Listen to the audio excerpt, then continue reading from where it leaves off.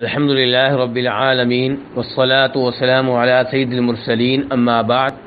ایک بہن کی طرف سے سوال آیا ہے کہ میں جب سکول کالج میں تھی تب میں رمضان کے روزے رکھا کرتی تھی، لیکن جو مخصوص ایام ہوتے ہیں ان ایام میں حیض کی وجہ سے روزے ترک کر دیتی تھی، لیکن میں بعد میں قضا نہیں دیتی تھی۔ اب میں شادی شدہ ہوں، میرے بچے ہیں، مجھے احساس ہو رہا ہے کہ میں غلط کرتی رہی ہوں، اب میرے اوپر کیا فرض عائد ہوتا ہے؟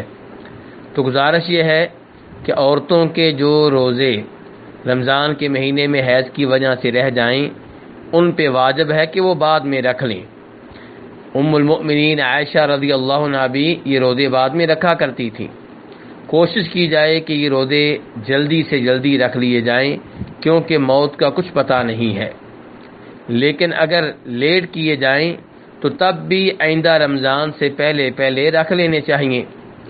ہماری ماں ام المؤمنین عائشہ رضی اللہ عنہا فرماتی ہیں کہ میرے اوپر رمضان کے مہینے کے روزے فرض ہوا کرتے تھے، لیکن میں ان کی قضا شعبان میں جا کر دیا کرتی تھی۔ اس حدیث کو امام بخاری اور امام مسلم نے روایت کیا ہے۔ اب اگر کوئی آدمی آئندہ رمضان تک بھی ان روزوں کی قضا نہیں دیتا، بعد میں یہ روزے رکھتا ہے، تو یہ اس کی غلطی ہے۔ اس کو چاہیے کہ اللہ سے توبہ کرے، معافی مانگے، توبہ و استغفار کرے اور یہ روزے بھی رکھے۔